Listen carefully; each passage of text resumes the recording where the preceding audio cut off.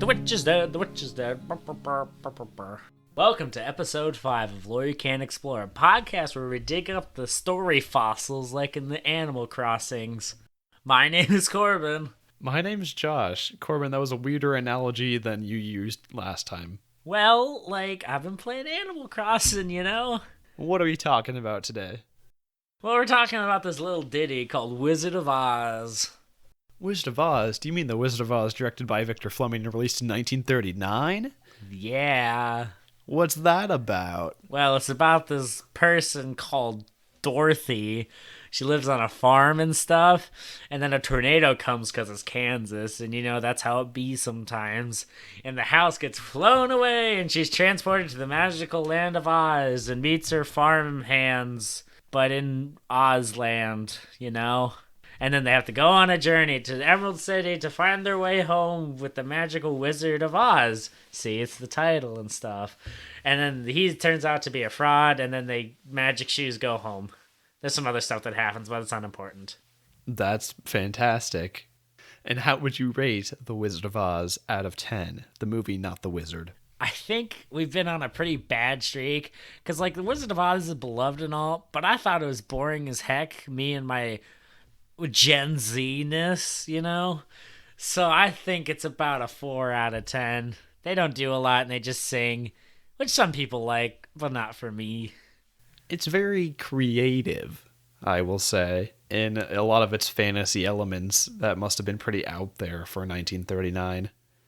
But for a 2020 audience, nah, it's pretty run-of-the-mill. Yeah, it doesn't hold up that well, honestly. I'll do a 4 out of 10 as well.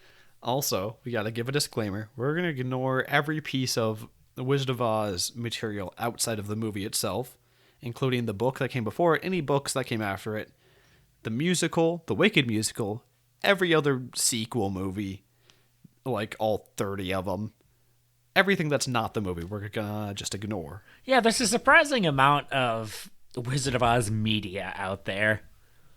Also, as we always say, we cannot say this was just a dream. Oz is absolutely real. And we have to treat it as such. And to back that up a little bit, the original ending of the movie, when Dorothy wakes up back in her black and white farm world, it was going to pan down to her feet, and she was still going to have on the red slippers. And the only thing that was going to be in color in the shot was her slippers, telling us that it was real. So we're going to kind of go off that and assume that Oz is a real place and that everything in the movie really happened and was not just a dream. I gotcha. So let's start by talking about the races in Oz. We see a lot of different types of creatures and people. We got our first group of folks. We got, the first we're introduced to is Munchkins. The little people that hatch from eggs, they live in the East. And they're kind of whack. Well, we assume it's the East, right? Because that's where the Wicked Witch of the East is.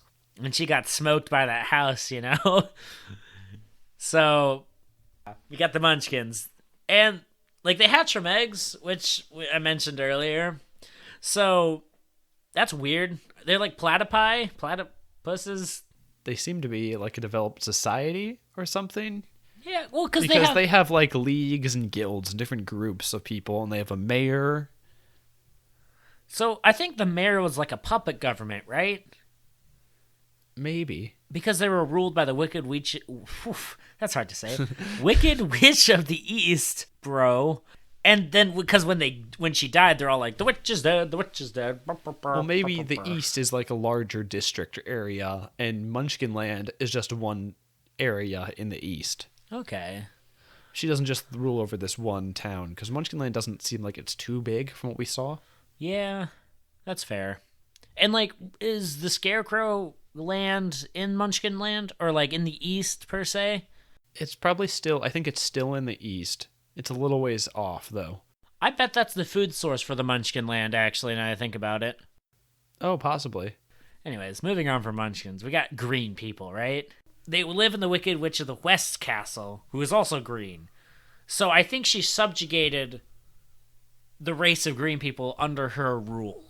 You know? Okay, I can buy that. Because they all have kind of the longer noses, and they also celebrate when she dies.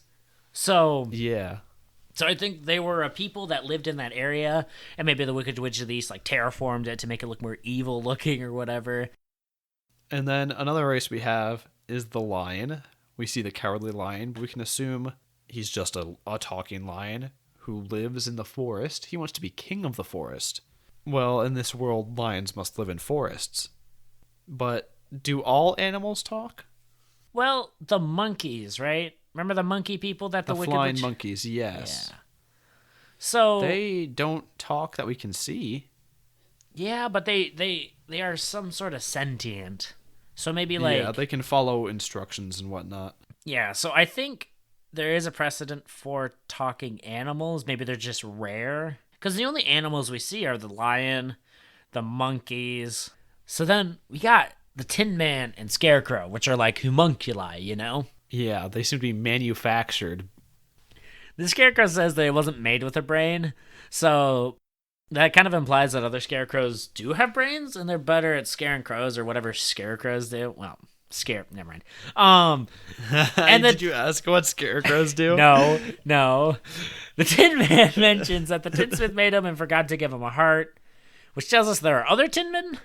And in the Emerald City, they like mention tin or bronze when they're polishing them. So maybe there's tin men and bronze men. Yeah, in the song, they sing about it, right? They're like men of tin and bronze. Like, they have a specially designed area to, like, wash or massage them, I guess. Yeah. And, like, it looks like this was used on other tin men before him as well. So I think there are other, like, manufactured creatures that have just been given life. Like, more tin men, more scarecrows. Other things that are maybe just rare or just in parts of Oz we don't see. Oh! That definitely explains a later point, which is why do people in the Emerald City not work ever? They say they, in their song, they only work like an hour a day or something. Oh, yeah. That's why people live like kings, because people can just make artificial intelligence to do the manual labor for them. Wait, are we leaving any groups out? Is that all of them? Well, we got like the tree people and like the monkey people, but we don't know true. Who those are. The trees are just like alive trees. And also, they could have been made alive by the Wicked Witch of the West. Yeah, that's kind of confused me. It doesn't really specify whether she brought them to life or whether these trees were alive beforehand. I think she might have brought them to life because she's like, eat this! And then, like, went away. And then the tree started attacking Dorothy and her compatriots. So our last point on the races. Yeah. It seems like most of our races, or not the built ones, not the manufactured ones at least, All right. but most of the natural born ones are grouped together in distinct areas or like districts, like the Munchkins, who we think are in the east, and the green people who are in the Wicked Witch of the West castle. Yeah. I don't know if there are racial divides or what's going on, or if they've been divided by some like higher power like the wizard or something higher than that. Yeah. I don't know if the wizard is the highest power, but... That's a great transition into our next topic, Yeah. which is my big theory, is that wizards and witches are actually positions in government. Because in the movie, after Dorothy says she's going to see the Wizard of Oz, the Scarecrow replies, "Oh, you're going to see a wizard?" Implying that the Wizard of Oz is only one of several wizards. You know, the title of the movie kind of implies that it's the Wizard of Oz, you know, not like... The Wizard. Yeah, it could just say the Wizard, but it's specifically the Wizard of this location.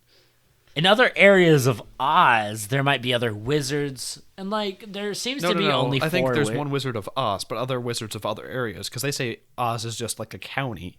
Though county could be like a different meaning there.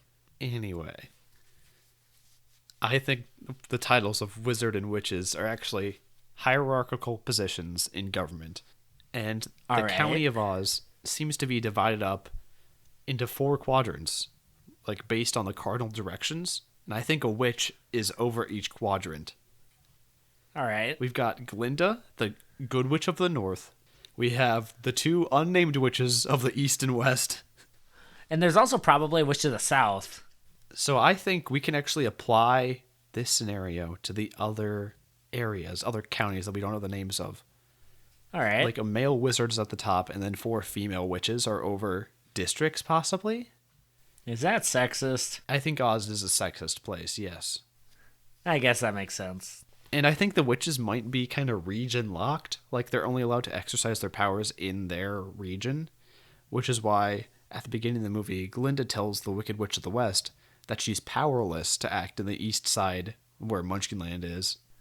You have no power here, Yes. Gandalf. No, you're wrong. Wrong wizard. Well, as a wizard reference, if you didn't. Dude, is that Wizards of Waverly Place? But yeah, so she has no power there. I think she still does have power there. I think she's just not allowed to use it, or she'll get in trouble. Wait, if you're well liked enough by like the people in power, do you get a name? Otherwise, you're just good or wicked. Yeah. Well, we got Glinda, so she must be very high ranking or like very in favor. Or do just the good witches get names? Wait, yes, that's a great transition to our second topic, good and wicked witches. So, here's the first theory, what I think is kind of boring. Yeah.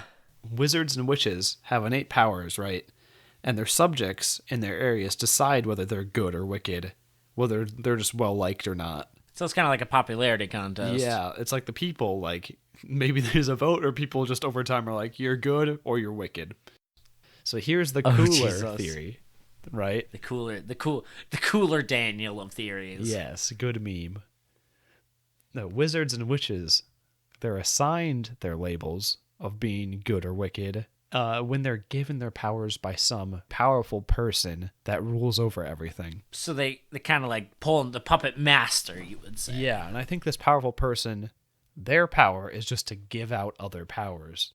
So they don't have any specific power. They're like I want to transmute this wood into smoke, right? They have to give that power to somebody because they can't do it themselves. Yes. Okay, And they I use see. that ability. And even while they're not like physically that strong themselves and don't have like a lot of cool powers, they can give powers to people and put them in positions that keep themselves at the top and keep everything the way they want it to be run. What if it's the mayor of Munchkin Land? I think it's the mayor of Munchkin City, man. He's pulling the strings. You don't know. We only see him for a few frames, but he's like, I know what's up. You think the mayor of Munchkin City is at the top? Why wouldn't it be the Munchkin Mayor? Because he's in an unassuming political position. I think it's the mayor. It has to be. Why, though? Why the Munchkin Mayor? He's hiding in plain sight. Nobody would assume a small-time political man is the actual puppet master. Nobody. It's hiding in plain sight, Josh. So to be the best puppet master, you must pretend to be a puppet. Yeah. Well, you can't change my mind. You can subscribe to your theory in any way you want, but I subscribe to your theory in one way, and it's the Munchkin Mayor is the god power giver. The Munchkin Mayor is capable of giving out powers, and nobody knows it. Not even... Wait, wouldn't the witches know, though? No. It's some backroom shady deal. They don't even know. They don't get to see the face or anything. Don't get to see the face. So we're going to say that the mayor of Munchkin City is secretly pulling the strings and giving out powers to everything in order to keep the people down. We've developed a central theory, right? Yeah. And that he gives the witches and wizards the label of good or bad. But we didn't talk about wizards, because I think the equivalent of good for wizards is wonderful, because he's the wonderful Wizard of Oz. Oh, what about the terrible wizard of we don't have any like, bad Terabanthia? wizards to go off. I guess, because we're only in this one county. And do you think the Wizard of Oz is actually a fraud, while we're on that topic?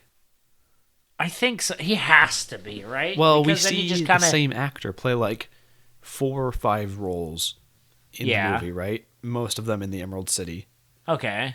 I think that's actually the wizard's power, is to duplicate himself, or some sort of illusionary magic or something. Because he's like a stagecoach driver, and he's in front of like the doors to the castle, and he's in front of the doors or the gate to Oz. Kind of like a mitosis type of thing. All right. Moving on, now that we have another central theory to work off for the episode. Witch and wizard powers. Like, let's look at Glinda to start. Yeah. What is Glinda capable of? So we got bubble transport, and we got snow that wakes up Dorothy and the lion. Okay, so they both seem to have some sort of, I don't know if it's a crystal ball or some way to see wherever they want for both witches, and they both have some sort of transportation system. So Glinda has this wild power with the snow, right? Where it just wakes people up, and it's like, is that because the snow's cold? Is it magic waking up snow? I think there are certain magic recipes you can make, and I think there might be like cookbooks or spell books or some sort of thing. You can make concoctions, and they can do different things. And maybe not everyone has access to each thing that you can make. Like the Wicked Witch of the West has access to making something. You see, she made something by mixing some ingredients. She's like, oh, something with poison in it. And poppies. And it's like, oh, here's the fall asleep in the poppy field spell. Yeah. And also, the constructs seem to be immune to, like, sleep spells and stuff. Yeah, it seemed to work on living things, or not non-constructed things. Yeah. So the Tin Man and the Scarecrow seem to be immune to that. And the Wicked Witch of the West, she has some powers that we don't see from Glinda, the Witch of the North.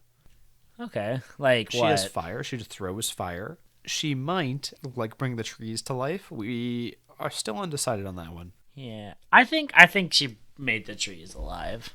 I'm pretty sure. Okay. Because we don't see any other living trees. So do you think each witch and wizard has a weakness? Well, the Wicked Witch of the East had house weakness. House is her specific weakness.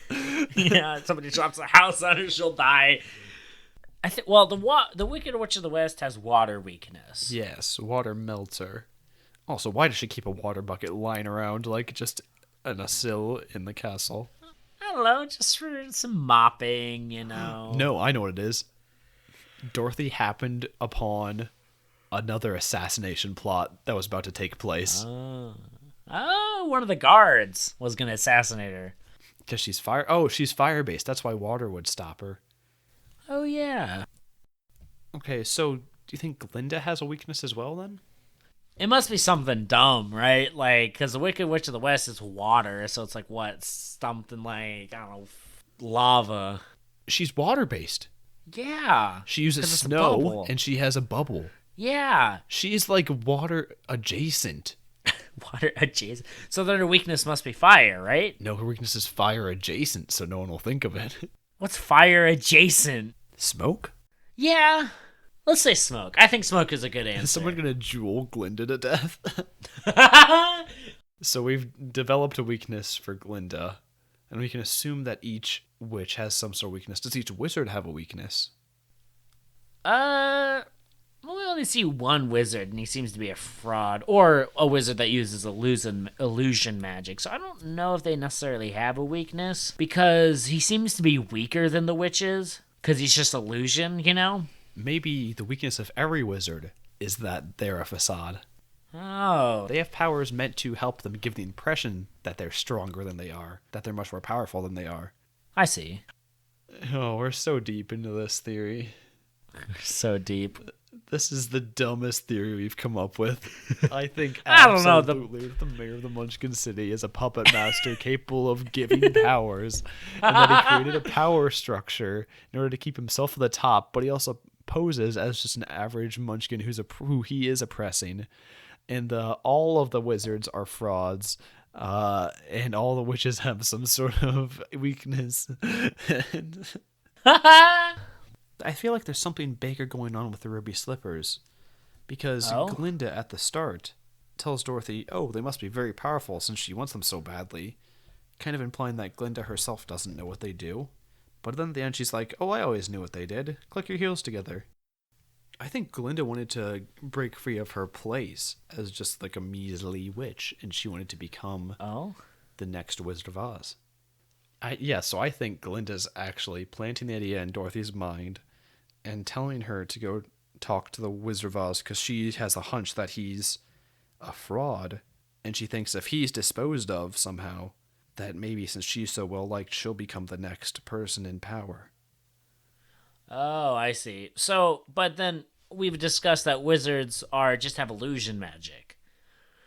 So how would Glenda become a wizard? Would Well, she she lose isn't all of her aware powers? of other wizards, other places, and that they might all be the same. Oh. She thinks I this see, one's just so- a fraud wizard, when really maybe all the wizards are frauds. I see. So then she thinks she knows more, but she actually doesn't. There's one more topic I want to hit before we finish this episode. There's some sort of multiverse happening here. Like, there's a gateway to our world, or maybe Oz is someplace in our world.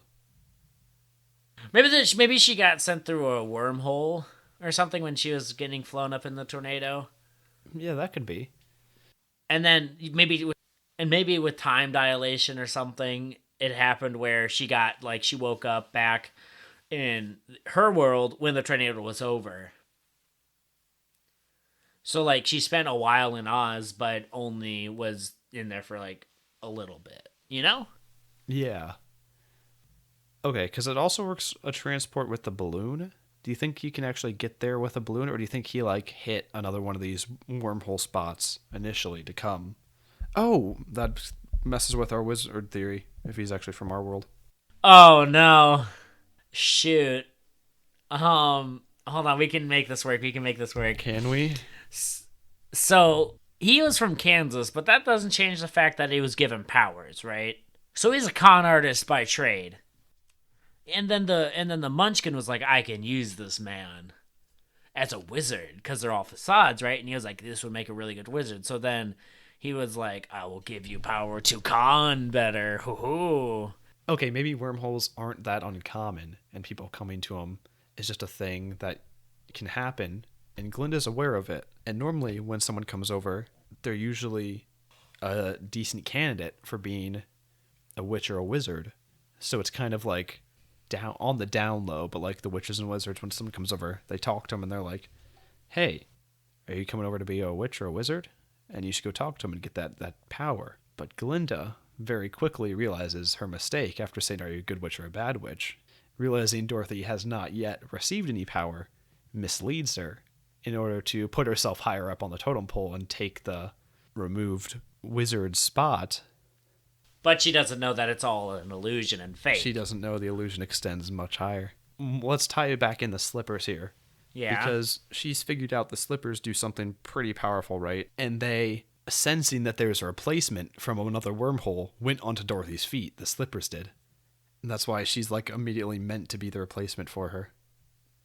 Like the slippers know. The slippers are meant to be on the next witch.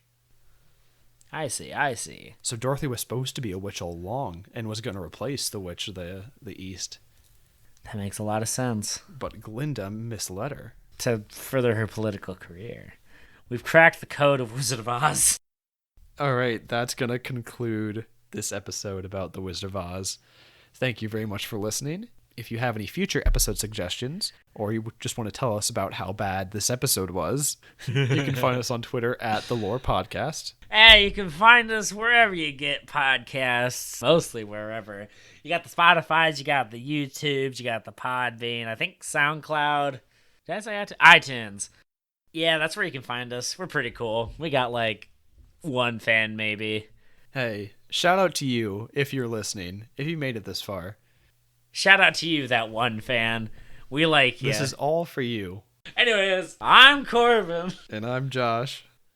And this has been Lore You Can't Explore. Bye.